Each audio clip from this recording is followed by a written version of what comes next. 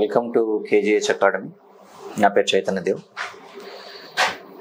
ముందుగా ఉద్రిక్త పరిస్థితుల మధ్య ఏపీపీఎస్సీ గ్రూప్ 2 పరీక్ష రాసినటువంటి అభ్యర్థులకి వాళ్ళకి అభినందనలు చెప్పాలా లేదా తెలియదు నాకు.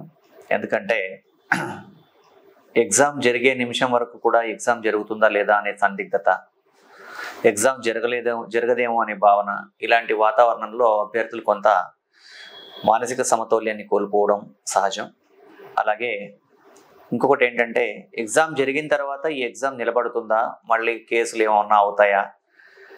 ఎందుకంటే లీగాలిటీకి సంబంధించిన విషయాల్లో చాలా రకాలైనటువంటి ఆప్షన్స్ ఉంటాయి కాబట్టి నేను అవి మాట్లాడదలుచుకోలేదు. KGH వేదికగా క్లాసులు విన్నటువంటి అభ్యర్థులు, అలాగే టెస్ట్ సిరీస్ రాసినటువంటి అభ్యర్థులకి కొంత ఉపయుక్తంగా ఉండడం కోసం మాత్రమే ఈ విశ్లేషణ కూడా చేయడం జరుగుతుంది.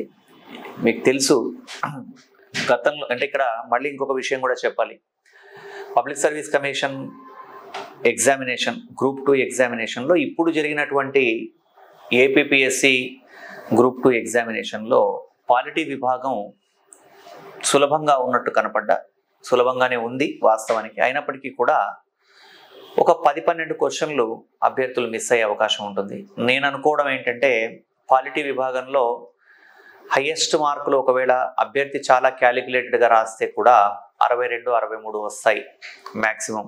ఎందుకంటే కొన్ని వదిలేసి ఉంటారు, కొన్ని రాంగ్ అయి ఉంటాయి. కాబట్టి అలా వస్తే అది హైయెస్ట్ మార్కులు అవుతాయి. అలాగే హైయెస్ట్ మార్కులకి మళ్ళీ దాంతోపాటుగా ఇంకా అంతకన్నా ఎక్కువ ఏదైనా వచ్చి ఉంటే అది చాలా అవుట్ స్టాండింగ్ పర్ఫార్మెన్స్ ఉండొచ్చు. అది ఒకరో ఇద్దరో విషయం నేను చెప్పట్లేదు, యావరేజ్గా తీసుకొని చెప్తున్నాను.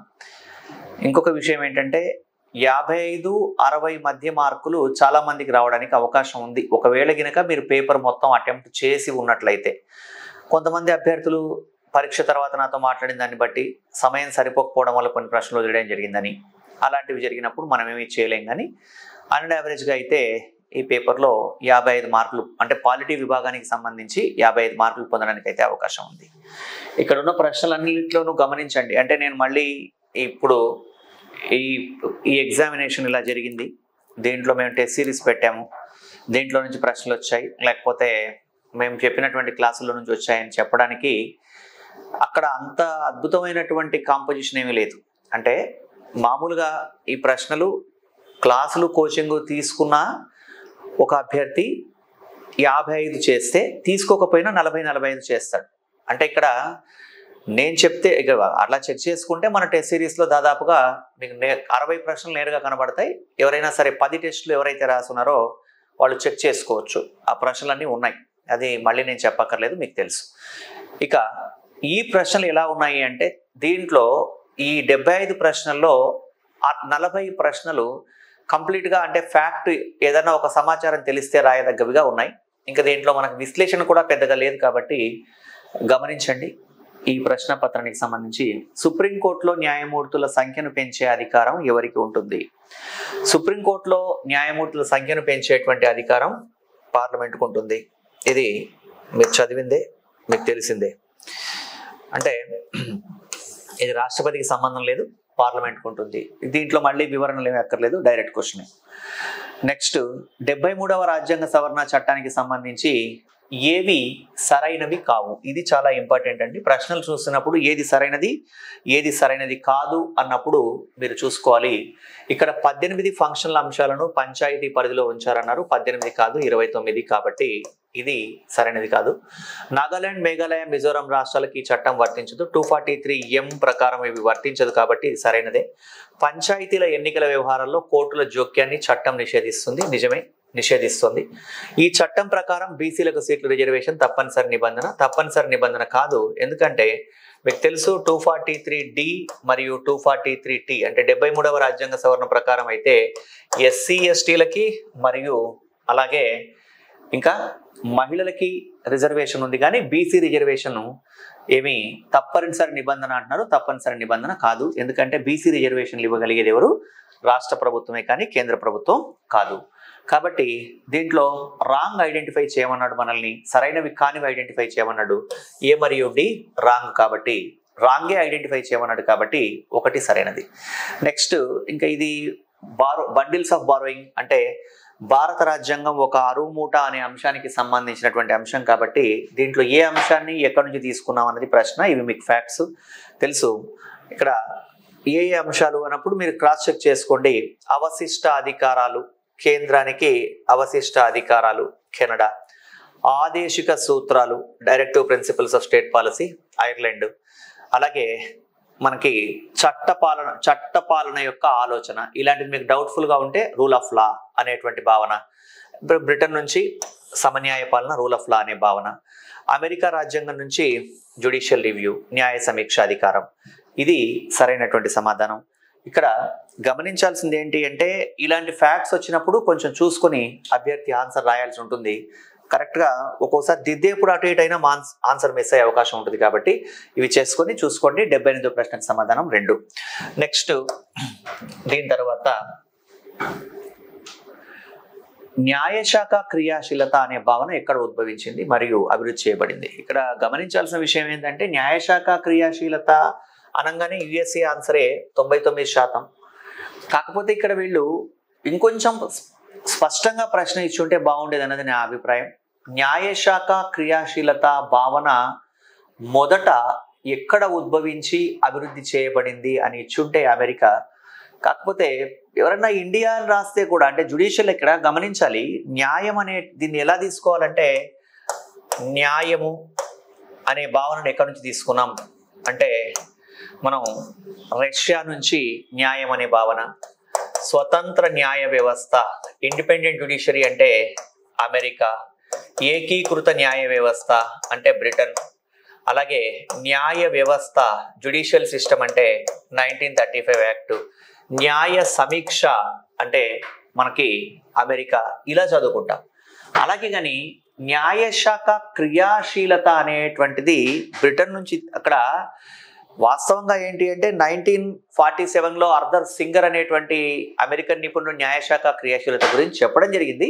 సో న్యాయశాఖ క్రియాశీలత వాళ్ళ అభిప్రాయం ప్రకారం యుఎస్ఏ ఇవ్వడానికి అవకాశం ఉంది, యుఎస్ఏనే. అలాగే ఇండియా కూడా అవ్వచ్చు, బట్ కీ పరంగా తీసుకున్నట్లయితే అంత డీప్గా ఆలోచిస్తాడని నేను అనుకోవట్లేదు. యుఎస్ఏ ఇవ్వడానికి అవకాశం ఉంది. నెక్స్ట్ దీని తర్వాత నెక్స్ట్ క్వశ్చన్ గమనించండి. అంటే కొన్ని క్వశ్చన్లు ఇక్కడ గమనించాలి. ఫైనల్కి ఏదైతే పబ్లిక్ సర్వీస్ కమిషన్ వాళ్ళు ప్రతిపాదిస్తారో అదే అంతిమం. మన అభిప్రాయాలకు ఇక్కడ ఏమీ అవకాశం లేదు. సో నెక్స్ట్ మాండమస్ సాధారణంగా చట్టం చేయడానికి ప్రభుత్వానికి ఇవ్వబడదు అంటే మాండమస్ అనేటువంటిది ఇష్యూ చేసి ప్రభుత్వంతో చట్టం చేయించలేదు కోర్టు అని. అలాగే విధాన నిర్ణయం లేనిచో మాండమస్ ఉండదు. విధాన నిర్ణయం నిర్ణయించబడిన తర్వాత విధాన అంశాలను అమలు చేయించవచ్చు అని అన్నారు.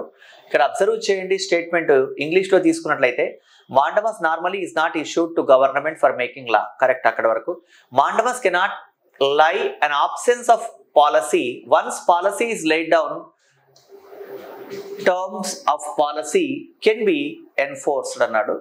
సో ఇది అసర్షన్ అండ్ రీజనింగ్ కాబట్టి దీంట్లో మీరు అబ్జర్వ్ చేయాల్సింది ఏంటంటే మాండమస్ ఫస్ట్ది కరెక్టే, రెండవది కరెక్టేనా అంటే రెండవది కూడా కరెక్టే.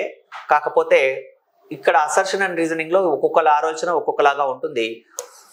ఒకటి రెండు కరెక్టే, రెండుకు ఒకటి సరే అంటే ఒకటికి రెండు ఎక్స్ప్లెనేషన్ అవడానికి అవకాశం ఉంది. ఒక్కొక్కసారి కొంచెం ఇంకా డీప్గా ఆలోచిస్తే కేవలం లాక్ మాత్రమే సంబంధించింది కాదు కాబట్టి అని ముందుకెళ్తే అప్పుడు బి ఆప్షన్ చేయొచ్చు. బట్ ఇక్కడైతే ఒకటి తీసుకోండి. Next which of the following is not, ఇక్కడ ఈ కింది వాటిలో ఏది ఒక రాజకీయ పార్టీగా గుర్తించడానికి షరతు కాదు అంటే ఇక్కడ కండిషన్ కాదు అన్నాడు. ఒక పార్టీ కనీసం 3 రాష్ట్రాల నుంచి లోక్సభలో 2% సీట్లు గెలవాలి అంటే అవుట్ ఆఫ్ 50లో 11 సీట్స్ గెలవాలి. ఆ పార్టీ లోక్సభ లేదా శాసనసభలో జరిగే సార్వత్రిక ఎన్నికల్లో 4 లేదా అంతకంటే ఎక్కువ రాష్ట్రాలలో చెల్లుబాటు అయ్యే ఓట్లలో 6% ఓట్లు పొందాలి. అంటే విధానసభలో ఎన్నికైనా సరే లోక్సభ ఎన్నికైనా సరే 6% ఓట్లు పొందాలి. ఏదైనా రాష్ట్రం లేదా రాష్ట్రాల నుండి 4 లోక్సభ స్థానాలు గెలవాలి. ఇక్కడ ఏదైనా రాష్ట్రము అనే కాకుండా రాష్ట్రాల నుండి 4 స్థానాలు పొందాలి. ఉన్న దాంట్లోనే ఇక్కడ గమనించాలి, మళ్ళీ చెప్తున్నాను నేను, ఉన్న దాంట్లో సరైనది గమనించాలి. మనం ఇక్కడ ఏదైనా 4 రాష్ట్రాల్లో రాష్ట్ర పార్టీగా గుర్తింపు పొందాలి అన్నాడు.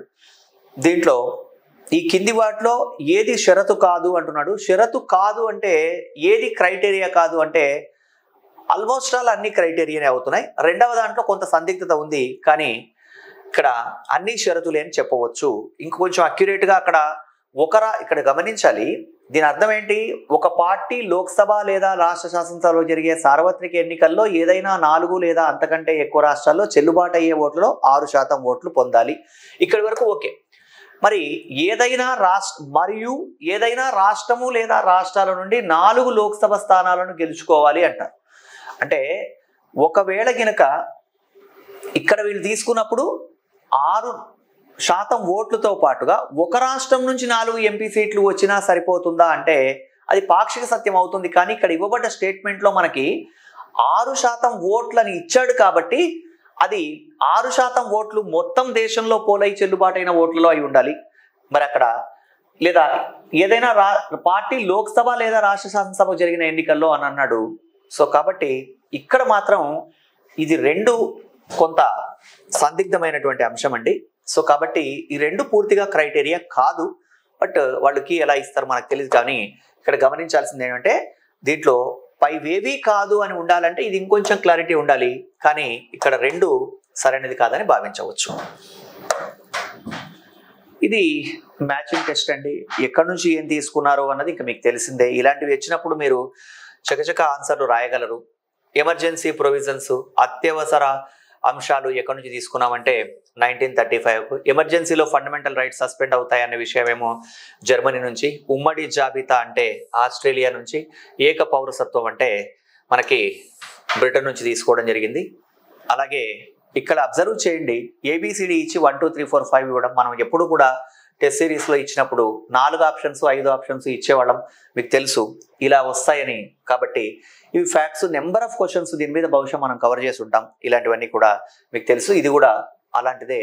సో ఇక్కడ 82వ ప్రశ్నకి సమాధానం 3 అండి. అంటే దేనికి ఏది సరైనది?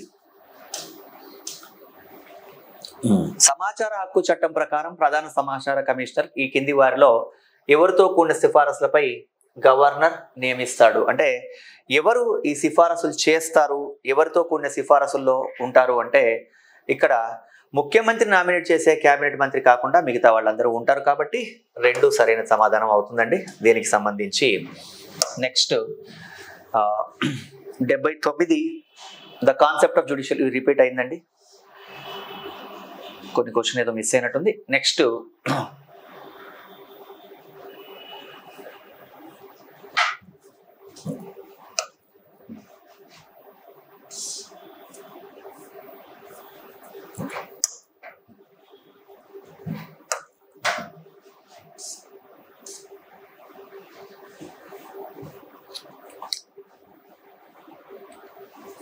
భారత అటార్నీ జనరల్ గురించిన ప్రకటనలో ఏది సరైనది? ఒకసారి ముందు చూద్దాం. మన క్వశ్చన్లు అక్కడ వైపు ఉంటే, సుప్రీంకోర్టు న్యాయమూర్తిగా నియమించడానికి అర్హత ఉన్న వ్యక్తిని భారత అటార్నీ జనరల్ గా రాష్ట్రపతి నియమిస్తాడు. భారత భూభాగంలోని అన్ని కోర్టుల్లోనే అతని వాదన వినిపించే హక్కు ఉంటుంది. ప్రధానమంత్రి విశ్వాసం ఉన్నంత వరకు పదవిలో ఉంటాడు అనేది కరెక్ట్ కాదు. రాష్ట్రపతి విశ్వాసం ఉన్నంత వరకు అని ఉండాలి. అదేవిధంగా అతను పార్లమెంట్ నిర్ణయించినటువంటి వేతనం పొందవచ్చు. ఇక్కడ గమనించాలి, ప్రశ్న అడిగినప్పుడు ఏం అడిగాడు అన్నప్పుడు దీంట్లో ఇక్కడ ఏవి సరైనటువంటివి అంటే దీంట్లో 2 ఆప్షన్స్ మాత్రమే ఇవ్వడం జరిగింది. మీకు 4గింటిలో 1 2 3 ఇవ్వలేదు. కాబట్టి ఉన్న వాటిలో మీరు సుప్రీంకోర్టు ఈ కింది ప్రకటనల్లో సరైనది ఏది అన్నాడు.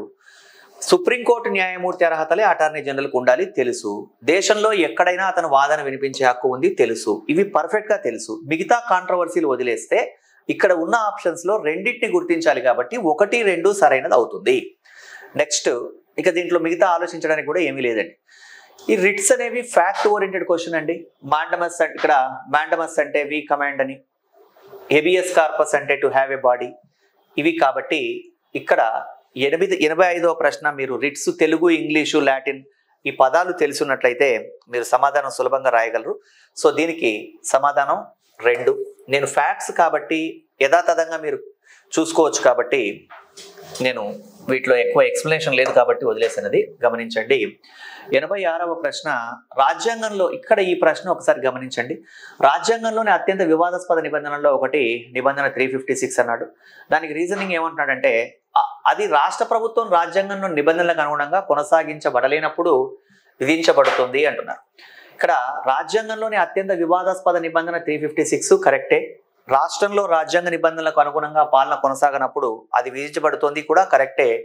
అయితే ఈ రెండు సరైనవే, కాకపోతే ఆర్ అనేది ఏకు సరైన వివరణ కాదు. ఎందుకంటే ఇక్కడ రాజ్యాంగంలో అత్యంత వివాదాస్పదమైన నిబంధన 356 నిజమే. రాష్ట్రంలో రాజ్యాంగ నిబంధనలకు అనుగుణంగా పాలన కొనసాగించినప్పుడు ఇది విధించబడుతోంది నిజమే. అంటే 356 ఎందుకు విధించబడుతోంది? ఇది అత్యంత వివాదాస్పదమైన నిబంధన కాబట్టి విధించబడుతోందా? కాదు కదా. కాబట్టి ఈ నిబంధన వివాదాస్పదమైన మాట వాస్తవము. ఇది రాజ్యాంగ నిబంధనలకు అనుగుణంగా పాలన అప్పుడు ఏమని ఉండాలి? భారత రాజ్యాంగంలో అత్యంత వివాదాస్పదమైనటువంటి నిబంధనల్లో ఆర్టికల్ 356 ఒకటి, 356 అనేక సార్లు దుర్వినియోగం చేయబడింది అని ఉన్నట్లయితే అప్పుడు ఏ మరియు ఆర్ రెండు ఒకదానికొకటి సరైనవై ఉండి ఆర్కి సరైన వివరణ అయి ఉండాలి.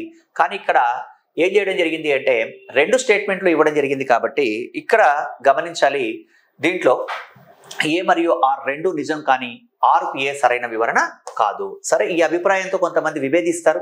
పబ్లిక్ సర్వీస్ కమిషన్లో ఇవ్వబడ్డటువంటి అంశమే కరెక్ట్ అని మీరు భావించాలి. సో చాలా సందర్భాల్లో ఏ మరియు ఆర్ కరెక్ట్, ఆర్కి సరైన వివరణ అనేటువంటి భావన ఉండవచ్చు, కానీ ఇది నా అభిప్రాయం మాత్రమే. ఇది మీరు తెలుసుకోండి. ఇక ఇంకొకటి గమనించండి, పబ్లిక్ సర్వీస్ కమిషన్ కీలో ఉన్నటువంటి ప్రశ్నలు ఏవైతే ఉన్నాయో వాటిలో మీకు ఒక 2-3 మార్కులు అటు ఇటు అవుతాయి, సహజం. ఒక్కొక్కసారి ఎవరు చెప్పినా ఏం చెప్పినా కూడా అది సహజంగా జరుగుతూ ఉంటాయి. సో అది గమనించండి. నెక్స్ట్, లౌకిక అనే పదాన్ని ఏ సవరణ చట్టం ప్రకారం భారత రాజ్యాంగంలో చేర్చారు? ఒక స్టేట్మెంట్ అండి. ఇక్కడ ఇది డైరెక్ట్ క్వశ్చన్ అండి. 42వ రాజ్యాంగ సవరణ చట్టం ప్రకారం చేర్చారు. ఇలాంటి క్వశ్చన్లకి ఎక్స్ప్లెనేషన్ ఏం అవసరం లేదు. కేంద్రీకృత ధోరణులు కలిగిన సమాఖ్యాన్ని ఎవరన్నారంటే ఐవర్ జెన్నింగ్స్. ఇది చాలా సింపుల్ ప్రశ్నే. ఇక ఎలక్టోరల్ కాలేజీలో ఎవరుంటారంటే ఉభయ సభలకు ఎన్నుకోబడ్డ సభ్యులు ఉంటారు, నామినేటెడ్ సభ్యులు ఉండరు. అన్ని రాష్ట్రాల విధానసభలకు శాసనసభ అన్నాడు, ఎన్నికైన సభ్యులు ఉంటారు. ఇక్కడ శాసనసభ అన్నాడంటే లెజిస్లేటివ్ అసెంబ్లీ అన్నాడా లేదా క్రాస్ చెక్ చేయండి. The elected members of the legislative assembly. ఎందుకంటే శాసనసభ అనే పదం తెలుగులో రాయడానికన్నా ముందు ఇక్కడ విధానసభ అని రాయాలి. కాబట్టి అలాంటప్పుడు మీరు ఇంగ్లీష్ చెక్ చేయాలి. ఇక్కడ అన్ని రాష్ట్రాల శాసనసభలకు నామినేట్ చేయబడ్డ సభ్యులు ఉండరు. ఢిల్లీ మరియు national capital territory of Puducherry కేంద్రపాలిత ప్రాంతాలకు ఎన్నికైన సభ్యులు ఉంటారు. సో కాబట్టి ఎవరు ఎలక్టోరల్ కాలేజీలో ఉంటారు అన్నప్పుడు అక్కడ ఎవరెవరు ఉంటారో చెప్పాలి. కాబట్టి ఏసి ఇక్కడ పార్లమెంట్ ఉభయ సభలకు ఎన్నికైన సభ్యులు ఉంటారు, అన్ని రాష్ట్రాల శాసనసభలకు ఎన్నికైన సభ్యులు ఉంటారు, అలాగే ఢిల్లీ పుదుచ్చేరి. కాబట్టి ఏసీఈ కరెక్ట్ అండి. సో ఇది ఈ ప్రశ్నకి సమాధానం. నెక్స్ట్, ఇక్కడ ఏ రాజ్యాంగ సవరణ ద్వారా 11వ ప్రాథమిక విధి జోడించబడింది అంటే 86th అమెండ్మెంట్ 2002. ఇది 2001 అలా ఇవ్వడం జరిగింది కాబట్టి 2002నే కరెక్ట్. 90వ ప్రశ్నకి సరైనటువంటి సమాధానం 2. ఇది గమనించాలి. ఇక 91 మౌలిక రాజ్యాంగంలో ఉన్న షెడ్యూల్స్ 8. ఇవి చాలా సింపుల్ ప్రశ్నలు. ప్రవేశికలో కింది లక్ష్యాల్లో ఏది పొందుపరచబడలేదు అంటే భారత ప్రజలమైన మేము భారతదేశాన్ని అని చెప్తూ మనకి ఆలోచనలోను భావ ప్రకటనలోను నమ్మకంలోను విశ్వాసంలోను, ఆలోచనలోను భావ ప్రకటనలోను నమ్మకంలోను విశ్వాసంలోను ఆరాధనలోను స్వేచ్ఛను అంటున్నాడు. ఇక్కడ రాజకీయ స్వేచ్ఛ లేదు కాబట్టి ఇది పొందుపరచబడలేదు, మీకు తెలుసు. సో కాబట్టి పొందుపరచబడని అంశం ఏది అంటే 1. ఇక్కడ రాజకీయ పార్టీల యొక్క కాలక్రమాన్ని చెప్పండి అంటున్నాడండి. కాలక్రమాన్ని చెప్పండి అంటే మీకు ఏ పొలిటికల్ పార్టీ ఎప్పుడు ఏర్పాటైందో తెలియాలి. అంటే ద్రవిడ మున్నేట్ర కళగం అని పడింది, అది 1949. తెలుగుదేశం పార్టీ 1982. అంటే ఏ రాజకీయ పార్టీ ఎప్పుడు ఏర్పాటైంది అనేది చూసుకున్నట్లయితే next Samajwadi party SP 1992. Bahujan Samajwadi party కన్నా ముందే ఏర్పాటైంది 1984. ఈ వరుస క్రమంలో ఆర్డర్ తీసుకున్నట్లయితే ద్రవిడ మున్నేట్ర కజగం ఫస్ట్ అవుతుంది, ఆ తర్వాత తెలుగుదేశం పార్టీ అవుతుంది, బహుజన్ సమాజ్ పార్టీ 3, తర్వాత ఇది 4 అవుతుంది. సో కాబట్టి ఆ ఆర్డర్లో తీసుకున్నట్లయితే మనకి BDCA ఇలాంటివి ఫ్యాక్ట్ తెలిస్తే రాయితవుతుంది, లేకపోతే లేదు. ఈ కింది వాటిలో ఏది కేంద్ర సంబంధాలపై కాదు? కేంద్ర సంబంధాలకు సంబంధించి సర్కారియా రాజమన్నార్ పూంచి కమిషన్లు మీకు తెలుసు కాబట్టి ఇంద్రజిత్ గుప్తా కమిటీ కాదు కాబట్టి ఇది కాదు. ఇలాంటివి మీరు ఐడెంటిఫై చేసేస్తారు. ఇక్కడ ఎవరి సూచనల మేరకు ప్రాథమిక విధులు జోడించబడ్డాయి? స్వరణ్ సింగ్ కమిటీ. ఇది మనం మాట్లాడుకుని ఎక్స్ప్లెయిన్ చేసేంత విస్తారమైనటువంటి అవకాశం ఇస్తున్న పేపర్ కాదండి. సింపుల్ గా ఫ్యాక్ట్సే ఉన్నాయి కాబట్టి చెప్పడానికి ఇంకేమీ లేదు. 91st అమెండ్మెంట్ 2003 ప్రకారం కేంద్ర మంత్రిమండలిలో ప్రధానమంత్రితో సహా మొత్తం మంత్రుల సంఖ్య లోక్సభ మొత్తం సభ్యుల్లో 15% మించకూడదు. అలాగే విధానసభలో కూడా 15% మించకూడదు, కానీ కనీసం 12 మంది వరకు ఉండవచ్చు అని చెప్తున్నారు. కాబట్టి అక్కడ 15%. నెక్స్ట్, రాష్ట్ర జాబితాలో పేర్కొనబడ్డ అంశాలపై పార్లమెంటు ఏ సందర్భాల్లో చట్టాలు చేయవచ్చు? ఏ సందర్భాల్లో రాష్ట్ర జాబితాలోని ఉన్న అంశాల మీద పార్లమెంటు చట్టాలు చేయవచ్చో అక్కడ చెప్పడం జరిగింది, గమనించండి. రాజ్యసభలో హాజరై ఓటు వేసిన సభ్యుల్లో కనీసం 2/3 తీర్మానం ఆమోదించినప్పుడు, అంతర్జాతీయ ఒప్పందాల ప్రకటన. ఇక్కడ లోక్సభలో హాజరై మరియు ఓటింగ్ చేసిన సభ్యుల్లో కనీసం 3/4 మంది తీర్మానం అంటే లోక్సభ కాదు, ఇది రాజ్యసభ అని ఉండాలి. అలాగే 2 లేదా అంతకంటే 2 రాష్ట్రాల అభ్యర్థన అలా కూడా చేయొచ్చు, బట్ అది ఆ రాష్ట్రాలకే వర్తిస్తుందని గమనించాలి. కాబట్టి ఇక్కడ మనకి డి కాకుండా ఉండాలి ఆప్షన్లో. ఇక్కడ గమనించాలి, లోక్సభలో హాజరై ఓటింగ్ వేసిన వారిలో కనీసం 3/4 మంది తీర్మానాన్ని ఆమోదించి జాతీయ ప్రయోజనాల దృష్ట్యా చట్టం చేయడానికి పార్లమెంటుకు అధికారం ఇచ్చినప్పుడు అనేది ఉండకూడదు. అంటే డి ఉండకూడదు. ఇక్కడ డి లేకుండా ఉన్న ఆప్షన్ని మీరు చెక్ చేయండి. డి దీంట్లో ఉంది, ఇది కాదు. డి దీంట్లో ఉంది, ఇది కాదు. మరి ఏబిసినా, ఏ మరియు సినా అంటే ఇక్కడ ఏబిసినే. కాకపోతే మొదటి సందర్భంలో గినక గమనిస్తే 97వ ప్రశ్నకి సమాధానం మనకి ఏబిసి 3 అవుతుంది. కాకపోతే ఇక్కడ గమనించవలసింది ఏమంటే 2 లేదా అంతకంటే ఎక్కువ రాష్ట్రాల అభ్యర్థనపై రాష్ట్ర జాబితాలో ఉన్న అంశం మీద కేంద్రం చట్టం చేసినట్లయితే ఆ చట్టం సంబంధిత రాష్ట్రాలకు మాత్రమే వర్తిస్తుంది, దేశంలోని అన్ని రాష్ట్రాలకు కాదు. కాబట్టి ఆన్సరు ఏబిసినే. కాకపోతే మొదటి అంశంలో ఉన్న కండిషన్ గమనించండి. నెక్స్ట్, ఈ కింది వాటిలో ఏ రాజ్యాంగ సవరణ చట్టం రాజ్యాంగ విరుద్ధమైనది మరియు చెల్లదని సుప్రీంకోర్టు 2015లో ప్రకటించింది? NJAC 99th amendment. కాబట్టి ఇది ఫ్యాక్టే. సో నెక్స్ట్, రాష్ట్ర ఎన్నికల సంఘం ఏ ఎన్నికలు నిర్వహిస్తుంది? రాష్ట్ర ఎన్నికల సంఘం స్థానిక ఎన్నికలే నిర్వహిస్తుందండి. రాష్ట్ర శాసనసభలు, సహకార బ్యాంకులు వీటికి సంబంధించి ఇక్కడ గమనించాలి. కేంద్ర ఎన్నికల సంఘం ఏ ఎన్నికలు నిర్వహిస్తుందో మీకు తెలుసు, president, vice president, MP Lok Sabha, MP Rajya Sabha, MLA, MLC. కాబట్టి అక్కడ మనకు ఉన్న దాంట్లో కూడా మీరు 243 KZA ప్రకారం నిర్వహించే ఎన్నికలు స్థానిక ఎన్నికలు. కాబట్టి 99వ ప్రశ్నకు సమాధానం 1. నెక్స్ట్, 100వ ప్రశ్న, రాష్ట్రపతి వ్యవస్థకు సంబంధించి కింది వానిలో సరైనది ఏది? అంటే ఇక్కడ రాష్ట్రపతి వ్యవస్థ అనే పదాన్ని తెలుగులో కాకుండా which of the following statements are correct about the presidential system అంటే ఇది అధ్యక్ష తరహా విధానానికి సంబంధించి అని అర్థం చేసుకోవాలి. అలా గమనిస్తే రాష్ట్రపతి రాష్ట్రానికి అధిపతి, president is head of the state. ఇక్కడ గమనించాలి, అమెరికాలో అధ్యక్ష తరహా విధానం ఉంది. అమెరికాలో రాష్ట్రపతి రాజ్యాంగ అధినేత, ప్రభుత్వ అధినేత, head of the constitution, head of the government. కాబట్టి 1 కరెక్ట్. రాష్ట్రపతి ప్రభుత్వానికి కూడా అధిపతి, హెడ్ ఆఫ్ ద గవర్నమెంట్. కాబట్టి ఇది కూడా కరెక్ట్. అలాగే అధ్యక్షుడు నేరుగా ప్రజల చేత ఎన్నుకోబడతాడు అంటే ఇది డైరెక్ట్ ఎలక్షన్ అని కాకుండా president is directly elected by the people. అంటే ఇక్కడ ఈ పాయింట్ ని మనం నేరుగా అంటే ప్రజలే ఓటేసి ఎన్నుకుంటారు అనే కోణంలో కాకుండా ఇక్కడ ఇవ్వబడ్డ ప్రశ్నను దృష్టిలో ఉంచుకున్నట్లయితే అక్కడ వంశపారంపర్యంగా రాడు అని ఎగ్జామినర్ ఉద్దేశం. కాబట్టి మనం దాన్ని అక్కడ కాన్సెప్ట్ ని అర్థం చేసుకుని నేరుగా ఎన్నుకోబడు కదా అని ఎలిమినేట్ చేయకండి. వంశపారంపర్యంగా రాడు అని అక్కడ ఉద్దేశం. నేరుగా కాకుండా అధ్యక్షుడు ప్రజల చేత ఎన్నుకోబడతాడని ఉంటే ఇంకా కరెక్ట్ గా ఉండేది. రాష్ట్రపతి శాసనసభకు జవాబుదారీగా ఉంటాడు అన్నారు. అధ్యక్ష తరహా ప్రభుత్వంలో శాసన కార్యనిర్వాహక న్యాయ శాఖలు వేటికవే స్వతంత్రంగా పనిచేస్తాయి. కాబట్టి రాష్ట్రపతి శాసనసభకు జవాబుదారీగా ఉండడు. కాబట్టి ఇక్కడ ఇవ్వబడ్డ వాటిలో 1, 2, 3 సరైనవవుతుంది.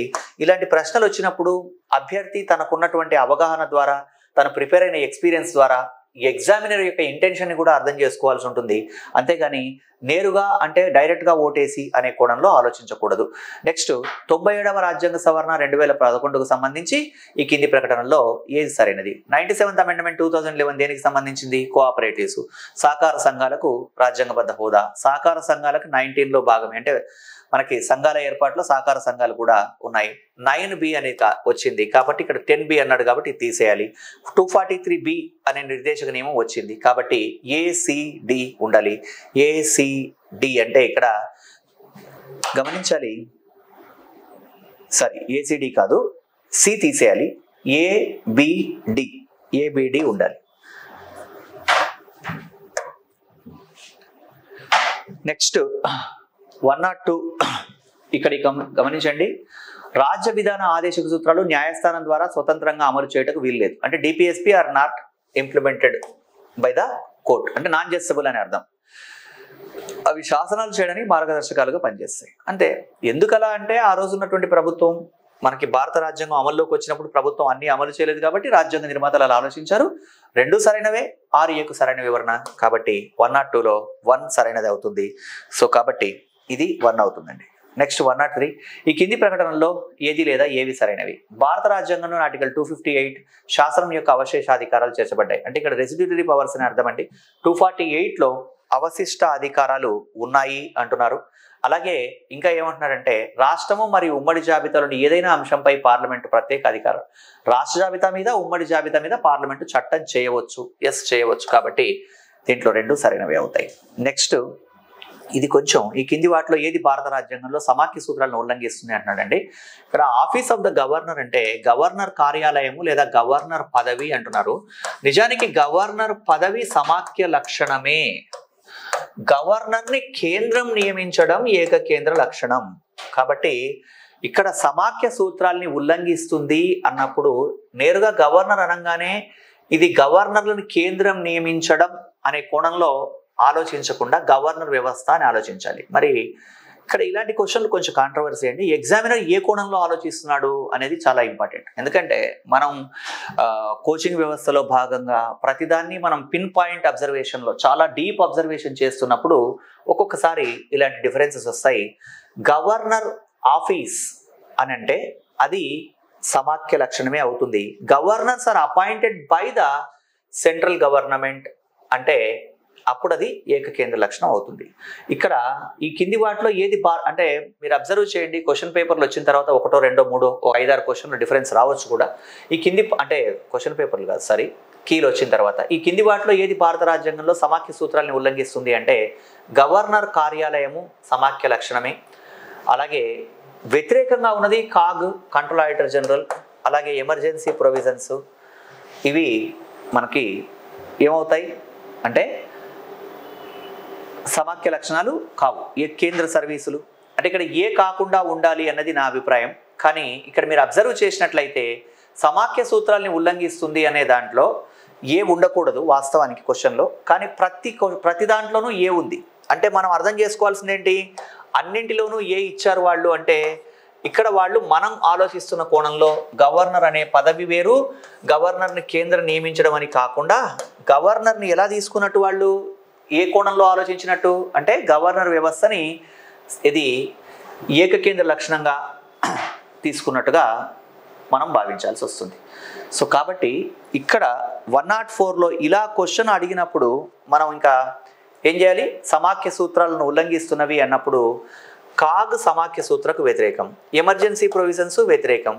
అలా అన్నప్పుడు వాళ్ళు తీసుకున్న ప్రకారం గవర్నర్ కూడా వ్యతిరేకమే అవుతుంది. కాబట్టి ఏసీడీ అవుతుంది. ఉన్న వాటిలో సరైన సమాధానాన్ని ఎంపిక చేయాలి. నెక్స్ట్ 105, పంచాయతీరాజ్పై కింది కమిటీల కాలక్రమంగా ఇవ్వబడ్డ అంశాలను ఎంచుకోండి. అంటే ఏ కమిటీ ఎప్పుడు ఏర్పాటైంది అంటే ఇవి ఇయర్లు తెలిసి ఉంటేనే మీరు ఆన్సర్ రాయగలుగుతారండి. దీంట్లో ఇవ్వబడ్డ అంశాల ప్రకారం మనకి ఏది ఏ కమిటీ ఎప్పుడు ఏర్పాటైంది అని అంటే అన్నిటికన్నా ఫస్ట్ మనం కనుక తీసుకున్నట్లయితే అంటే ఎప్పుడైనా సరే ఈ కమిటీల వరుస క్రమం కనుక తీసుకుంటే గాడ్గిల్, దంతువాలా, ఎల్ఎం సింఘ్వి, బల్వంతరాయ్ మెహతా అని అన్నాడు. మరి బల్వంతరాయ్ మెహతా కమిటీ అనేటువంటిది మొదటి కమిటీ అవుతుంది. ఆ వరుస క్రమంలో ఇయర్లను మనం తీసుకున్నట్లయితే ఇక్కడ ఇంకొకటి కొన్ని కమిటీలు మళ్ళీ రిపీటెడ్గా ఒకటి కన్నా ఎక్కువ సార్లు ఏర్పాటైనటువంటి సందర్భాలు కూడా ఉంటాయి. కాబట్టి ఇది గమనించాలి. కమిటీలు ఒకవేళ కనుక రిపీటెడ్గా ఏర్పాటైనప్పుడు మనం మొదట ఏర్పాటైన దాన్నే పరిగణనలోకి తీసుకోవాల్సి ఉంటుంది. సో కాబట్టి నా అభిప్రాయంలో అది ఫస్ట్ బల్వంతరాయ్ మెహతా కమిటీతో మొదలవ్వాలి. సో కాబట్టి దీనికి ఆప్షను ఇక్కడ బల్వంతరాయ్ మెహతా కమిటీ, ఆ తర్వాత ఎల్ఎం సింఘ్వి కమిటీ, తర్వాత దంతువాలా కమిటీ, గాడ్గిల్ కమిటీ ఆ కోణంలో రావాలండి. సో కాబట్టి డిసిబి అలా ఉందా అంటే అలా, ఎందుకంటే మళ్ళీ గాడ్గిల్ కమిటీ అనేటువంటిది వేరే సందర్భంలో కూడా వేయడం జరిగింది కాబట్టి డిబిసిఏ అలా రావాలి. సో కాబట్టి 4 అవ్వాలి. నెక్స్ట్ ఇవి ఒకసారి మీరు చెక్ చేయండి ఇయర్లు కూడా మళ్ళీ ఒకసారి. భారత రాజ్యాంగం యొక్క ఏ ఆర్టికల్ రాజ్యాంగం యొక్క హృదయం ఆత్మ అంటే ఆర్టికల్ 38 అంబేద్కర్ స్టేట్మెంట్. ఫైనాన్స్ కమిషన్కి సంబంధించిన స్టేట్మెంట్లో ఏది తప్పు? ఫైనాన్స్ కమిషన్ పాక్షిక న్యాయ సంస్థ, ఒక చైర్మన్, 4 సభ్యులు ఉంటారు. ఫైనాన్స్ కమిషన్ సలహా పాత్రను పోషిస్తుంది. 290 ద్వారా కాదు, 280 ద్వారా. నెక్స్ట్ ఈ కింది వన్లో రాజ్యాంగబద్ధ ఎన్ని అన్నాడు. ఎన్ని అంటే నీతి ఆయోగ్ రాజ్యాంగబద్ధ సంస్థ కాదు, మైనార్టీ కమిషన్ కాదు, భాషాపరమైన మైనార్టీల కమిషన్, మైనార్టీల అధికారి రాజ్యాంగబద్ధ సంస్థ అవుతుంది, మానవ హక్కుల కమిషన్ కాదు. కాబట్టి ఉన్నది ఒకటే రాజ్యాంగబద్ధ సంస్థ అని చెప్పాలి.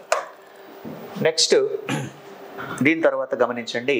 నెక్స్ట్ ప్రశ్న, వివాహం ప్రాథమిక హక్కు. ఎస్, వివాహం చేసుకోవడానికి ప్రాథమిక హక్కు లేదు అంటున్నారు. వివాహం ప్రాథమిక హక్కులో భాగమే. లతా సింగ్ కేసు చెప్పడం జరిగింది. అలాగే విదేశాలు ప్రయాణించడం అంటే మేనకా గాంధీ కేసు. అలాంటప్పుడు ఇక్కడ వివాహం ప్రాథమిక హక్కు లేదు అంటున్నారు కాబట్టి వివాహం ప్రాథమిక హక్కే. కాబట్టి 1 సరైనది కాదు, 2 లేదు అంటున్నారు. కాబట్టి ప్రకటన ఏ సరైనది, ప్రకటన బి తప్పు అంటున్నాడు. ఇక్కడ గమనించాలి, 2 ప్రకటనలు ఏ మరియు బి తప్పు అంటున్నారు. అలా కాకుండా ఏమని ఉండాలి, వివాహం చేసుకోవడానికి ప్రాథమిక హక్కు లేదు అంటే ఇక్కడ there is no fundamental right to marry అంటే డైరెక్ట్గా ఫండమెంటల్ రైట్స్లో లేదు అని మనం అర్థం చేసుకోవాలి. Next right to travel abroad comes under the purview of fundamental rights అంటే ఇక్కడ మీరు అబ్జర్వ్ చేయాల్సిన పాయింట్ ఏంటంటే వివాహం జీవించే హక్కులో భాగం అనేదేమో లతా సింగ్ కేసులో సుప్రీంకోర్టు జడ్జిమెంట్.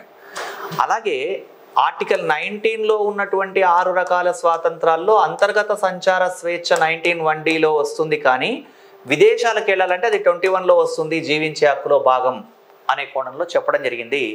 సో ఇక్కడ మళ్ళీ ఇది కాంట్రవర్సీ అనండి. ఇలాంటి క్వశ్చన్స్ వస్తున్నప్పుడు ఎగ్జామినర్ దృక్పథం ప్రకారమే మనం వెళ్ళాల్సి ఉంటుంది. ఇక్కడ మనం ఎలా తీసుకున్నా సరే వివాహం చేసుకోవడం ప్రాథమిక హక్కు లేదు అంటే మరి అలా చెప్పలేదా, వివాహం ప్రాథమిక హక్కే కదా, లతా సింగ్ కేసులో సుప్రీంకోర్టు చెప్పింది కదా అంటే నేరుగా చెప్పలేదు అని.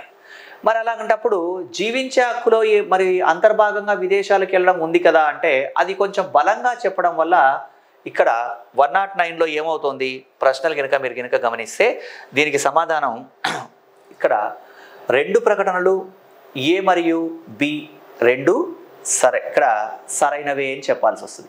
నేరుగా చెప్పలేదు, మరి డైరెక్ట్గా చెప్పలేదు, ఇండైరెక్ట్గా చెప్పారు. సో అలా తీసుకోవచ్చు. లేదు అంటే ఇక్కడ లతా సింగ్ కేసు, మేనకా గాంధీ కేసు చెప్తే 2 సరైనవే మరియు ఏ 2 సరైన, ఇక్కడ 2 ప్రకటనలు ఏ మరియు బి సరైనవి అని చెప్పాలి. సో ఎలా తీసుకుంటాడు అనేది ఇక్కడ ఇవ్వబడ్డ వాళ్ళ పారామీటర్స్ ఆధారంగా ఉంటుంది. ఇలాంటి క్వశ్చన్లు నేను చూసినంతలో ఒక 3 ఉన్నాయండి. సో నా అభిప్రాయం అయితే వివాహం చేసుకోవడానికి ప్రాథమిక హక్కు లేదు అంటే ప్రాథమిక హక్కు ఉంది, లతా సింగ్ కేసు. విదేశాలకు వెళ్ళడం కూడా ప్రాథమిక హక్కేనా అంటే మేనకా గాంధీ కేసు అది. కాబట్టి 2 ప్రకటనలు ఏ మరియు బి 2 సరైనవి అని ఉండాలి. నెక్స్ట్ ఇక ఇది ఫ్యాక్ట్ ఓరియంటెడ్ ప్రశ్న అండి. మనకి కాన్సెప్ట్ కాకుండా ఫ్యాక్ట్ ఓరియంటెడ్ ప్రశ్న. దీన్ని ఏది దేంట్లోకి వస్తుంది అంటున్నాడు. హైకోర్టు వ్యవస్థ అంటే సెంట్రల్ లిస్ట్ అవుతుంది. అలాగే మనకి ఖనిజాల హక్కులపై పన్నులు స్టేట్ లిస్టు, విద్య కాంకరెంట్ లిస్ట్. విద్య ఉమ్మడి జాబితా అని తెలుసు కాబట్టి 2 ఇవ్వడం జరిగింది. సో కాబట్టి 110లో మీకు ఒకవేళ ప్రశ్న అడగదలుచుకున్నప్పుడు ఎలా అడిగాడని చూసుకుంటే విద్య ఉమ్మడి జాబితాని చూసి ఆన్సర్ రాయగలిగితే సరిపోతుంది, 1 ఆన్సర్ అవుతుందండి. నెక్స్ట్ రాజ్యాంగం ఎప్పుడు ఆమోదించబడింది, 1949 నవంబర్ 26. ఇలాంటి క్వశ్చన్లు చకచక చేయగలిగేవి. నెక్స్ట్ రాజ్యాంగంలో భారత రాజ్యాంగంలో ఈ కింది ప్రకటనలు ఉన్నాయి.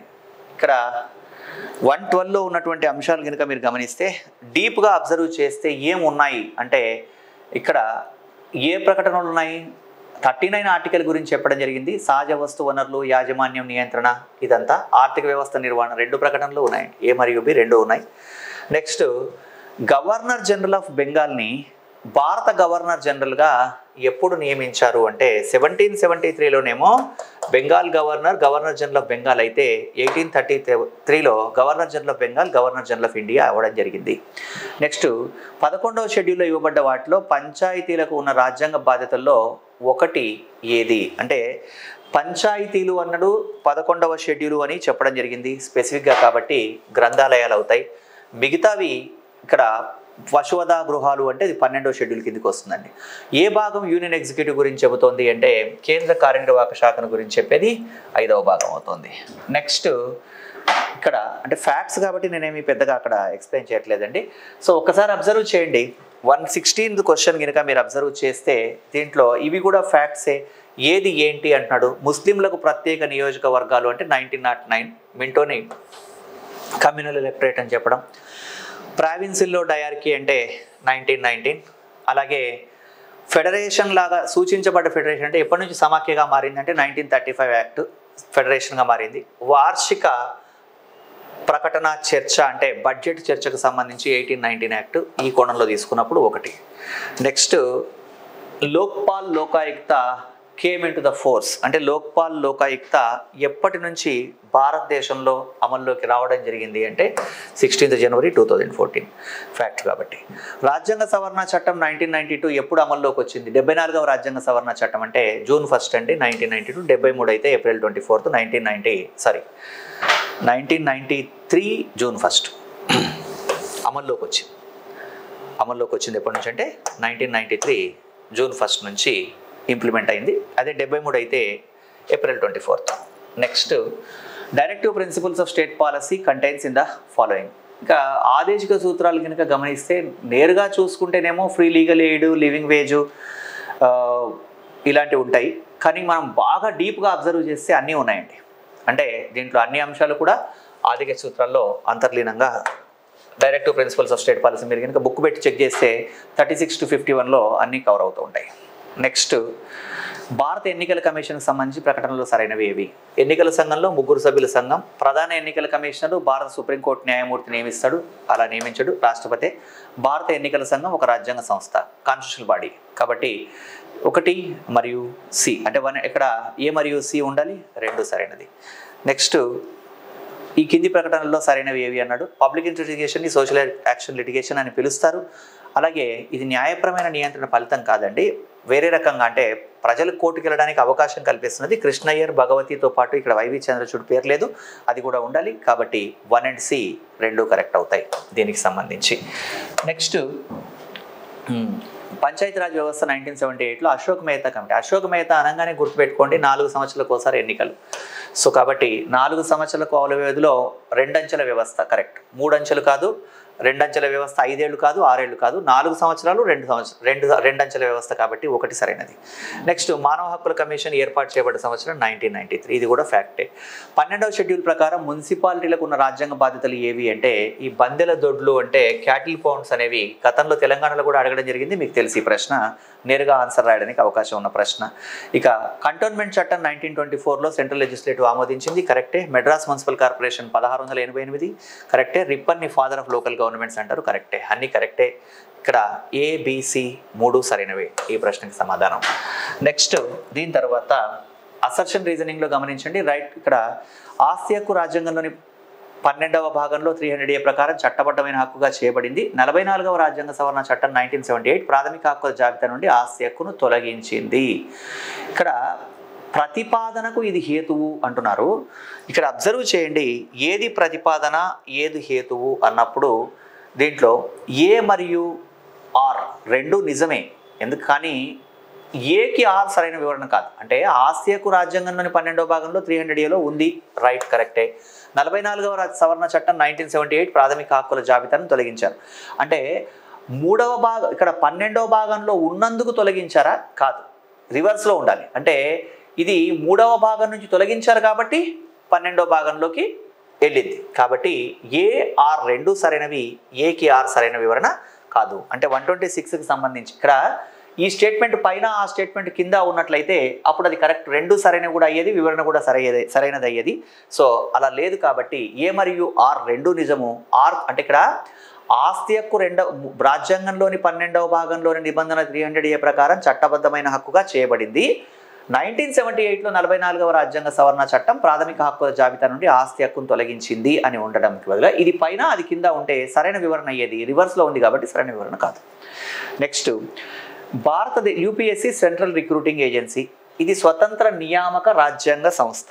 అంటే ఇక్కడ గమనించాలి, ఇది స్వతంత్ర నియామక సెంట్రల్ రిక్రూటింగ్ ఏజెన్సీ UPSC, ఇది స్వతంత్ర నియామక సంస్థ. అంటే స్వతంత్ర నియామక సంస్థ సెంట్రల్ రిక్రూటింగ్ ఏజెన్సీ కాబట్టి ఇది స్వతంత్ర నియామక సంస్థన కాదు. కాబట్టి ఈ 2 ఇక్కడ గమనించి ఒక్క సెకండ్ అండి. యూపీఎస్సి భారతదేశంలో సెంట్రల్ రిక్రూటింగ్ ఏజెన్సీ, కరెక్టే. ఇది స్వతంత్ర నియామక రాజ్యాంగ సంస్థ, కరెక్టే. ఇక్కడ రిక్రూటింగ్ ఏజెన్సీ స్వతంత్ర రాజ్యాంగ సంస్థ కాబట్టి ఎందుకు ఇది స్వతంత్ర రాజ్యాంగబద్ధ సంస్థ కాబట్టి ఇది సెంట్రల్ రిక్రూటింగ్ ఏజెన్సీ అన్నారు. సో ఇక్కడ రెండు కరెక్టే, వివరణ కూడా కరెక్టేనండి. నెక్స్ట్, ఇది ఏ కమిషన్కి ఎవరు చైర్మన్గా ఉన్నారు? ఈ ప్రశ్న ఏంటి? ఇది కంప్లీట్గా ఫ్యాక్ట్ ఓరియంటెడ్ క్వశ్చన్ అండి. ఒకసారి గమనించండి దీంట్లో ఏమున్నాయని. ఎస్టీలకు సంబంధించిన ఇక్కడ ఎస్సీ కమిషను, నేషనల్ కమిషన్, ఇక్కడ ఎస్టీల ఎన్సీ ఎస్సీ ఎస్టీ జాతీయ ఎస్సీ ఎస్టీ కమిషన్ రెండు కమిషన్లుగా విడిపోయిన తర్వాత ఎస్సీ కమిషను ఎస్టీ కమిషన్ అయింది. సో కాబట్టి ఇక్కడ ఎస్టీల కమిషన్కేమో సూరజ్ బాన్ జాతీయ ఎస్టీల కమిషన్ అన్నాడండి. దీంట్లో గమనించాలి 128కి సంబంధించి ఎస్టీ కమిషన్, జాతీయ ఎస్టీ కమిషన్. ఇక్కడ కరెక్ట్గా ఉన్నాయి ఫస్ట్ ఐడెంటిఫై చేయండి. మైనారిటీ కమిషన్ సర్దార్ అలీ ఖాన్, నేరుగా చెప్పడానికి అవకాశం ఉన్నది. బీసీ కమిషన్ ఆర్ఎన్ ప్రసాద్, అంటే B4 D1 ఉండాలి, B4 ఉండాలి. ఇక్కడ 128 క్వశ్చన్ని మీరు అబ్జర్వ్ చేస్తే B4 D1 ఉండాలి. D1 ఉంది, B4 లేదు. అంటే ఎలా అడుగుతున్నాడు ఒకసారి మళ్ళీ చూడండి. ఇక్కడ D1 అబ్సల్యూట్గా కరెక్ట్ అయ్యేందుకు అవకాశం ఉంది. మైనారిటీల జాతీయ కమిషన్, ఇక్కడ D1 ఉంది, సర్దార్ అలీ ఖాన్ ఉంది. బీసీ కమిషన్ అన్నప్పుడు B1 ఉండాలి. ఎవరు? ఆర్ఎన్ ప్రసాద్ అనే వ్యక్తి బీసీ కమిషన్. కాబట్టి B3 D1, B3 D1 ఈ రెండు కాంబినేషన్లు B3 ఉంది, D1 ఉంది. B3 D1 ఉన్న కాంబినేషన్లు ఇక్కడ రెండు కనబడుతున్నాయి. ఈ రెండు కనబడిన తర్వాత ఫ్యాక్ట్ పరంగా తీసుకున్నప్పుడు నెక్స్ట్ ఇక్కడ ఎస్సీల జాతీయ కమిషన్, ఎస్సీ కమిషన్ ఒకసారి గమనించండి. 2003లో ఎన్సీఎస్సీ ఎస్టీ రెండుగా విడిపోయిన తర్వాత 2004 నుంచి ఎన్సీఎస్సీ ఎన్సీఎస్టీ పనిచేయడం ప్రారంభించాయి. జాతీయ ఎస్సీ కమిషన్కి ఏమో సూరజ్ బాన్ ఉన్నాడు, జాతీయ ఎస్టీ కమిషన్కి ఏమో కున్వర్ సింగ్ ఉన్నాడు. కాబట్టి ఇక్కడ మనకి ఈ కోణంలో మనం కనుక గమనిస్తే 128 ప్రశ్నలో 4 సరైన సమాధానం అవుతుందండి. C4 కాబట్టి మిగిలింది 2 కున్వర్ సింగ్.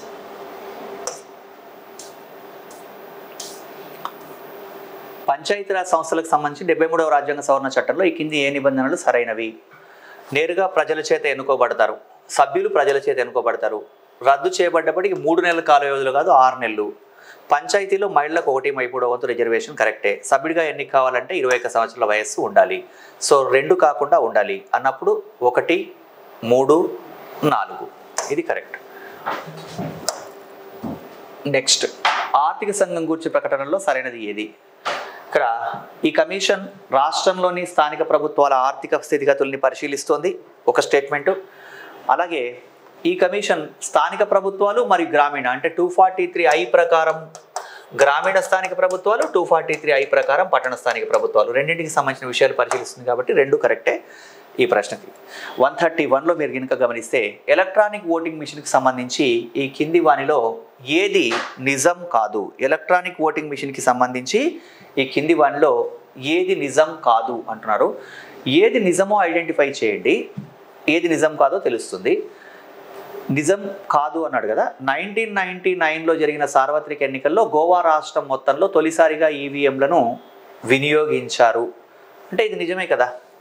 గోవాలో తొలిసారిగా ఈవీఎంలను వినియోగించారు రాష్ట్రం మొత్తంలో. 1998లో రాజస్థాన్, మధ్యప్రదేశ్, గుజరాత్ రాష్ట్రాలకు జరిగిన అసెంబ్లీ ఎన్నికల్లో ఎంపిక చేసిన నియోజకవర్గాల్లో తొలిసారిలో ఈవీఎంలను ప్రయోగాత్మకంగా వినియోగించారు అంటున్నాడు.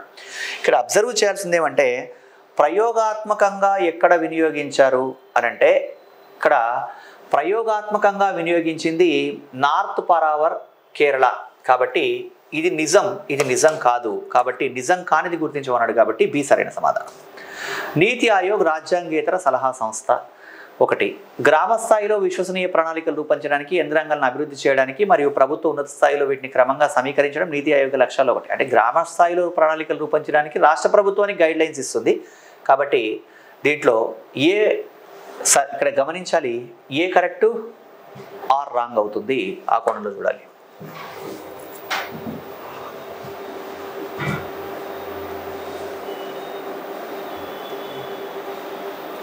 నెక్స్ట్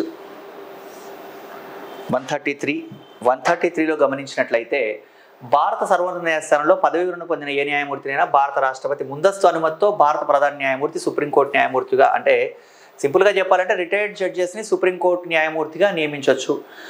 కరెక్టే. భారతదేశంలో సుప్రీంకోర్టు లాగా రాజ్యాంగం ద్వారా నిర్దిష్ట న్యాయ సమీక్షాధికారం లేనప్పటికీ హైకోర్టు దాని సొంత తీర్పును సమీక్షించుకునే అధికారం కలిగి ఉంది.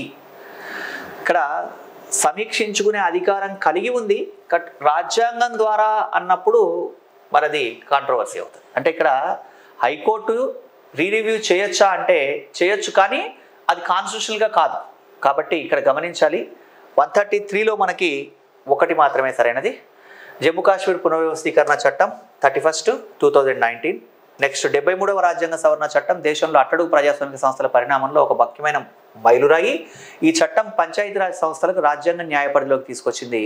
రెండు కరెక్టే, ఏకి మరియు సరైన వివరణ కూడా. కాబట్టి ఒకటి 135లో 1 ఆన్సర్ అవుతుంది. నెక్స్ట్ 136 కనుక గమనిస్తే which of the following statement is correct అన్నాడు. దీంట్లో గమనించండి, పబ్లిక్ రిప్రజెంటేటివ్ యాక్ట్ అంటే ఇక్కడ 136ని మీరు కనుక గమనిస్తే పబ్లిక్ రిప్రజెంటేటివ్ యాక్ట్లో సెక్షన్ 81 అన్నాడండి. పబ్లిక్ రిప్రజెంటేటివ్ యాక్ట్లో 81 సెక్షన్ అనేటువంటిది లేదు. ఎన్నికల పిటిషన్ నిర్ణయం తీసుకునే అధికార పరిధి హైకోర్టుకు మాత్రమే ఉంది. కరెక్ట్. ఎన్నికల్ని ప్రశ్నించే పిటిషన్ ఫలితాల ప్రకటన తేదీ 30 రోజులు కాదు 45 రోజులు. కాబట్టి దీంట్లో 2 మాత్రమే సరైనది. నెక్స్ట్ ఇది కొంచెం కాంట్రవర్సీ ప్రశ్న అండి. ఉపరాష్ట్రపతి 5 సంవత్సరాలకు ఒకసారి ఎన్నుకోబడతాడు, నిజమే. ఉపరాష్ట్రపతి రాజ్యసభకు ఎక్స్ అఫిషియో చైర్మన్గా వ్యవహరిస్తాడు, నిజమే. కొత్తగా అధ్యక్షుడిని ఎన్నుకునే వరకు మాత్రమే ఉపరాష్ట్రపతి అధ్యక్షుడిగా వ్యవహరిస్తాడు. The vice president act as a president only until the new president is elected అంటున్నారు. ఇది జనరల్గా తీసుకుంటే రాంగ్ అవ్వాలి. ఒకవేళ కనుక అమెరికా రాజ్యాంగంతో కంపేర్ చేస్తే ఏంటంటే అమెరికాలో అధ్యక్షుడికి 4 సంవత్సరాల పదవీ కాలానికి ఎన్నుకోబడ్డ తర్వాత ఒకవేళ కనుక అమెరికా అధ్యక్షుడు ఆ పదవిని ఖాళీ చేసినట్లయితే అమెరికాలో ఉపాధ్యక్షుడు మిగతా కాలాన్ని పూర్తి చేస్తాడు. భారతదేశంలో అలా కాదు. ఉపరాష్ట్రపతి ఒకసారి అంటే ఉపరాష్ట్రపతి రాష్ట్రపతిగా వ్యవహరిస్తున్న సందర్భాల్లో కొత్త రాష్ట్రపతి వచ్చే వరకు మాత్రమే ఉంటాడు. ఇంత వివరణ ఉండాలి. ఆ వివరణ ఏది లేదు. కానీ వాళ్ళు అదే దృక్పథంతో ఇచ్చినట్లయితే మాత్రం అన్నీ సరైనవే, లేదంటే 1, 2 సరైనవి. మ్యాక్సిమం వాళ్ళు అదే దృక్పథంతో ఇచ్చేందుకు అవకాశం ఉంటుంది. కాబట్టి అన్నీ సరైనవి ఇవ్వాలి. లేదు అనుకుంటే నేరుగా తీసుకుంటే 1, 2 సరైనవి. సో చూసుకోవాలి మీరు క్వశ్చన్ పేపర్ని బట్టి కీని బట్టి ఇక్కడ మ్యాక్సిమం అది అన్నీ సరైనవి అనడానికి అవకాశం ఉంది. నెక్స్ట్ 42వ రాజ్యాంగ సవరణ చట్టం 1976ను మినీ రాజ్యాంగం అంటారు. 42వ రాజ్యాంగ సవరణ చట్టం 1976 రాజ్యాంగ ప్రవేశిక 7వ షెడ్యూల్ 54ని మార్పులు చేసింది. మినీ రాజ్యాంగం అంటారు. మార్పులు చేసింది కూడా కరెక్టే. అన్ని 2 కరెక్టేనండి. 2 వివరణ కూడా కరెక్టే. ఇక్కడ 54 ఆర్టికల్ వచ్చినప్పుడు డౌట్ రావచ్చు, కానీ అది ఎలక్టోరల్ కాలేజీ విషయంలో కొన్ని మార్పులు సూచించింది. అలా తీసుకున్నట్లయితే అది కరెక్టే. అఖిల భారత సర్వీసులు రాజ్యాంగంలో సమాఖ్య సూత్రాన్ని, మరియు ఇక్కడ గమనించాలి అసర్షన్ రీజనింగ్లో అఖిల భారత సర్వీసులు రాజ్యాంగంలోని సమాఖ్య సూత్రాన్ని మరియు రాష్ట్రాల స్వయం ప్రతిపత్తిని ఉల్లంఘిస్తాయి. ఇక్కడ నేరుగా ఈ స్టేట్మెంట్ ఇవ్వకూడదు. ఇక్కడ భారత రాజ్యాంగం భారతదేశం సమాఖ్య కాదు, కానీ ఎగ్జామినర్ క్వశ్చన్ని బట్టే మనం ఆన్సర్ రాయాలి. కాబట్టి అఖిల భారత సర్వీసులు రాజ్యాంగంలోని సమాఖ్య సూత్రాన్ని, రాష్ట్రాల స్వయం ప్రతిపత్తిని ఉల్లంఘిస్తాయి. 1. అఖిల భారత సర్వీసు అధికారులు కేంద్ర ప్రభుత్వ నిబంధనల ప్రకారం నిర్వహించబడతారు మరియు రాష్ట్ర ప్రభుత్వాలకు వారిపై పూర్తి నియంత్రణ ఉండదు. అలాంటప్పుడు ఏ మరియు ఆర్ 2 సరైనవి. ఆర్ ఏ సరైన వివరణ. ఇక్కడ 140 క్వశ్చన్కి సంబంధించి గమనించండి. దీంట్లో ఈ కింది వాటిలో సరైనది లేదా సరైనవి ఏవి అన్నాడు. తేలియాడే నియోజకవర్గాల నిర్దిష్ట భౌగోళిక సరిహద్దులు ఇక్కడ మనకి ఫ్లోటింగ్ కాన్స్టిట్యుయెన్సీస్ అనేటువంటి కాన్సెప్ట్ ఏమీ లేదు. సిక్కిం నియోజకవర్గంలో బౌద్ధ సన్యాసులు పోటీ చేసి ఓటు వేయడం అట్లాంటివి ఏమీ లేవండి. కాబట్టి ఏవి కరెక్ట్ కాదు, 2 రాంగే. ఈ కింది వాటిలో ఏది రాజ్యాంగంలో పేర్కొన్న ప్రాథమిక విధి కాదు. అంటే which is not a fundamental duty అంటున్నాడండి. ఇక్కడ వయోవృద్ధులు, వికలాంగులు, పిల్లల్ని రక్షించడం అనేటువంటిది ఎక్కడ ప్రాథమిక విధుల్లో లేదు కాబట్టి ఇది కరెక్టే కాదు. మిగతావన్నీ 11 ప్రాథమిక విధులు చెక్ చేసుకుంటే మిగతా ఉన్నాయి, ఇది లేదు. నెక్స్ట్, ఏ రాజ్యాంగ సవరణ ఓటు వేయడానికి 21 నుంచి 18 తగ్గించింది అంటే 61వ రాజ్యాంగ సవరణ, మీకు తెలుసు. నెక్స్ట్ అంటే ఇక్కడ గమనించాలి, ఎప్పుడైనా సరే క్వశ్చన్లు ఫ్యాక్ట్ ఓరియంటెడ్గా ఉన్నప్పుడు, అంటే ఒక సమాచారం కేవలం ఫ్యాక్ట్ మాత్రమే అనుకున్నప్పుడు మీరు దాన్ని చూడంగానే ఆన్సర్ పెట్టడం కొంచెం కష్టం అవుతుంది. క్రాస్ చెక్ చేసుకొని ఆన్సర్ పెట్టవలసి ఉంటుంది. అది ఒకసారి చూసుకోండి.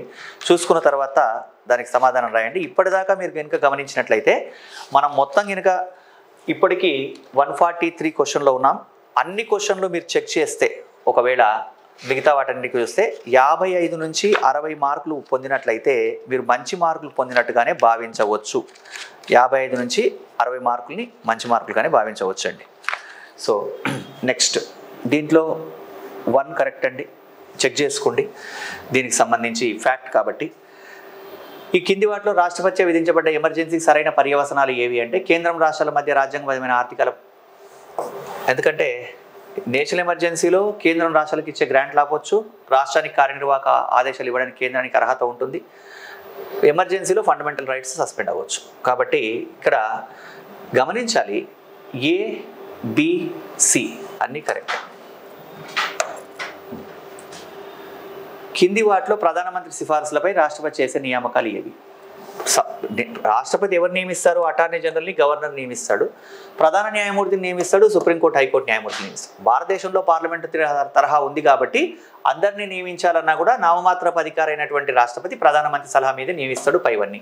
ఒకవేళ అలా కాకుండా తీసుకుంటే మనం చెప్పలేం. అప్పుడు నేరుగా నియమించేది అని అంటే 2 అవుతాయి. కానీ ఆన్సర్ ఇక్కడ ఇక్కడ ఎలా తీసుకోవాలి? పార్లమెంటరీ తరహా ప్రభుత్వంలో రాష్ట్రపతి నామమాత్రపు అధికారి కాబట్టి ఎవరు నియమించాలన్నా ప్రధానమంత్రి సలహా మీదే పైవన్నీ. ముఖ్యమైనదిగా భావించే విషయాన్ని లేవనెత్తే స్వేచ్ఛ దేంట్లో ఉంటుంది? ఏ సమయాల్లో సభ్యులు ముఖ్యమైనదిగా విషయం లేవనెత్తే స్వేచ్ఛ ఉంటుందంటే 0 అవర్లో ఉంటుందండి. సో దీంట్లో ఈ కమిటీలు, దేనికి సంబంధించిన కమిటీ ఏది అనేటువంటిది దీంట్లో గమనించాలి. Dinesh Goswami committee election reforms అండి. సో C4 ఉండాలి. C4 ఉన్నటువంటిది కనుక మీరు గమనిస్తే దినేష్ గోస్వామి కమిటీకి సంబంధించి C4 ఉన్నది ఇక్కడ ఒకటే ఉంది కాబట్టి ఇలా తీసుకోవచ్చు. సో నెక్స్ట్, రాజ్యాంగంలోని 6వ షెడ్యూల్ గురించి గిరిజన ప్రాంతాల పాలనకు సంబంధించిన ప్రకటనలో ఏది సరైనది?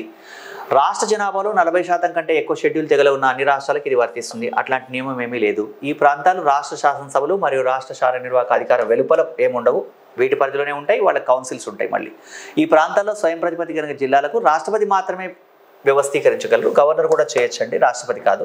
కాబట్టి ఏది సరైనది కాదు. నెక్స్ట్, కార్యనిర్వాహక జవాబుదారీతనాన్ని నిర్ధారించడానికి పార్లమెంటుకు లభ్యమయ్యే అత్యంత శక్తివంతమైన ఆయుధమే అవిశ్వాస తీర్మానం. మిగతా వాటితో కంపేర్ చేస్తే ఇక్కడ ఈ పాయింట్ చూడండి. ఆర్టికల్ 263 రాష్ట్రాల మధ్య మరియు కేంద్రము రాష్ట్రాల మధ్య సమన్వయం కోసం ఒక అంతర్రాష్ట్ర కౌన్సిల్ ఏర్పాటు చేయడం జరిగింది. ఇంటర్ స్టేట్ కౌన్సిల్ని ఏర్పాటు చేయడం కోసం రాజమన్నార్ కమిటీ బలమైన వాదన చేసింది. అంటే ఇక్కడ రాజమన్నార్ కమిటీ చెప్పింది, బలమైన వాదన చేసింది. కానీ రాజమన్నార్ కమిటీ యొక్క ఉద్దేశం రాష్ట్రాల ప్రయోజనాలు కాబట్టి ఇంటర్ స్టేట్ కౌన్సిల్ ఉంటే బాగుంటుందని చెప్పారు. కానీ ఏ మరియు ఆర్ రెండూ సరైనవే. ఇక్కడ వాదన చేసింది కానీ అది బలమైన వాదన అని మనం చెప్పలేము. కాబట్టి ఏ మరియు ఆర్ రెండూ సరైనవి, ఏకి ఆర్ సరైన వివరణ కాదు. ఇది ఇక్కడ అందరికీ నేను మరొకసారి చెప్తున్నాను, మీరు టెస్ట్ సిరీస్ రాసిన తర్వాత మీరు దీంట్లో చాలా వరకు ప్రయోజనం పొందే ఉండవచ్చు. కొంత మానసిక సంఘర్షణ ఉన్నమాట వాస్తవం. కానీ ఇప్పటి వరకు అంటే మార్చి 11వ తారీఖున తుది తీర్పు వచ్చిన వరకు వేచి ఉండి ఆ తర్వాత ఏం చేయాలో మళ్ళీ నిర్ణయం తీసుకోండి. ఎందుకంటే మన చేతుల్లో లేని విషయాల మీద మనం బెంగపెట్టుకోవడం కానీ ఆందోళన చెందడం కానీ మన చేతుల్లో లేదు కాబట్టి మనం చేయడానికి ఏమీ లేదు. మీరు ఒకవేళ కనుక ఈ ప్రశ్నపత్రంలో కనుక మిగతా పేపర్ల గురించి నాకు తెలియదు కాబట్టి ఈ పాలిటీ వరకు నేను చెప్పగలిగేది ఏంటంటే 55 ప్రశ్నలకి కనుక అంటే మీకు 55 మార్కులు వస్తే నెగిటివ్ మార్కింగ్ కాకుండా మీరు బాగా పర్ఫామ్ చేసినట్టే. అప్పుడు మీరు ఈ ప్రశ్నపత్రంలో మెరుగైనటువంటి అభ్యసనం అంటే బాగా మీరు ప్రాక్టీస్ చేసినట్టే, మీకు మంచి మార్కులు వచ్చినట్టే అని భావించండి. Thank you. All the best.